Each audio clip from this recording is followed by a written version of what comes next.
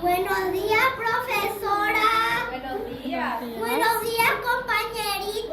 Buenos días. ¿Cómo están? Bien. Hoy les voy a contar un cuento. Se llama El gatito pescador. Espero que lo disfruten. Gracias. Esa mañana su madre le llevó a su hijo gatito a pescar al estanque. Hijo gatito, ¿te gustaría ir conmigo a pescar al estanque? Seguro, mami. ¡Vamos! Y se fueron felices. Y llegaron al estanque. Mientras que la madre se estaba concentrando, el gatito miraba y jugaba por todos lados. En ese momento, vio pasando una libélula que el gatito quiso perseguirla y no pudo atraparla. Volvió al estanque a pescar. Vino una mariposa y corrió para atraparla y no pudo. Y además de eso se cayó.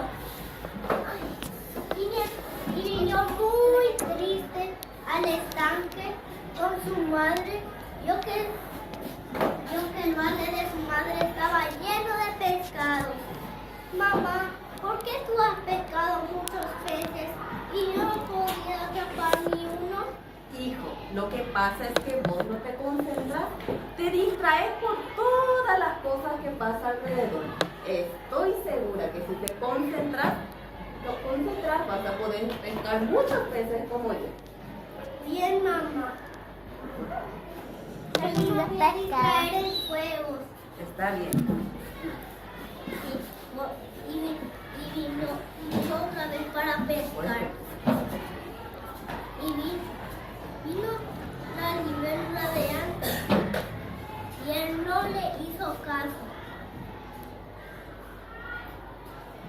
Vino la mariposa de antes. Y él no le hizo caso.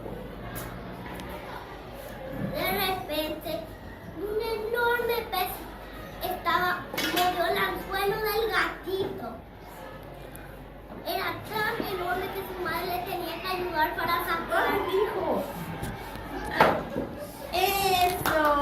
gatito estaba muy feliz. Gracias, mamá, por ayudarme a no ser inquieto. Está bien. Vamos. Vamos. Moraleja, compañeritos, si quieren hacer las cosas bien, no hay que distraerse por todo lo que pasa alrededor. Muchas Muchas gracias. gracias. Sí.